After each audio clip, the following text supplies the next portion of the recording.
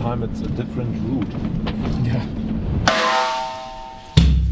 Hi, it's Keith Carlock. I'm out here on the Gretsch Groove Tour. We're about halfway through about 10 clinics.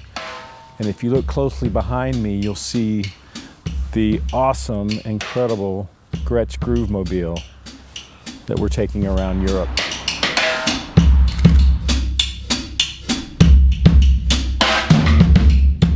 I love doing clinics. It's great to play, because I love to play, and interact with the audience and sell the product. I mean, because that's kind of what we're doing. We're in it together. So, but it's fun to travel in Europe because I don't get to do it as often as I'd like.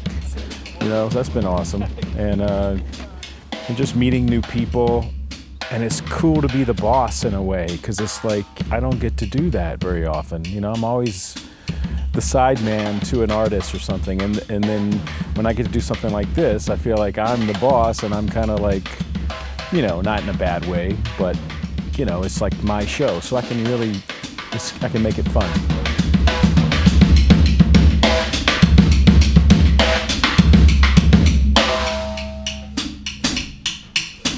The first time I remember playing a Gretsch kit was from a teacher that I had growing up, and he had a Gretsch kit in his studio, you know, his teaching studio. And I just remember always loving to play it because it sounded so good and it felt so good, and it just felt like it was supposed to feel. That's all I can remember. I was a kid, you know. It was just like, wow, what is it about this, you know?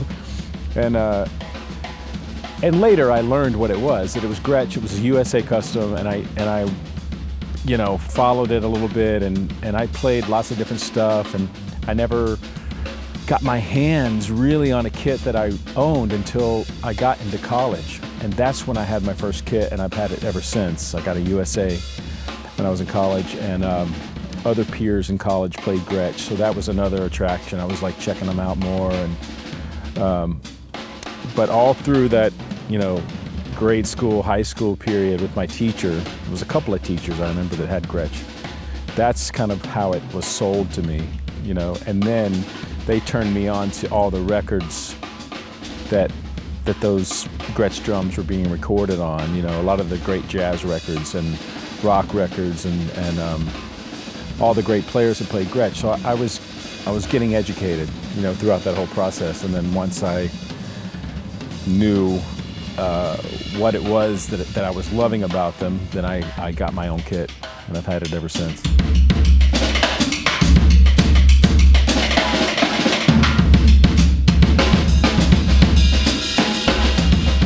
I'm playing the Brooklyn on this tour, and they have, it's something about the shell. It's a hybrid shell, so it's maple and poplar. So the way that I hear the difference from that and the USA is the Brooklyns are a little darker in tone to me. Like they kind of weed out the high-end stuff, and it's more mid-range and dark, low-end. That's how they sound to me, and I love that. Like, I would use it with any gig that I do and have, you know. And it was one of the first kits that I got from Gretsch when I started endorsing.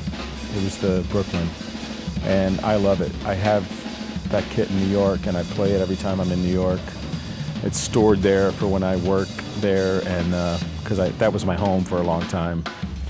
But when I'm there, it's just the kit I use in town, and I love them. Great.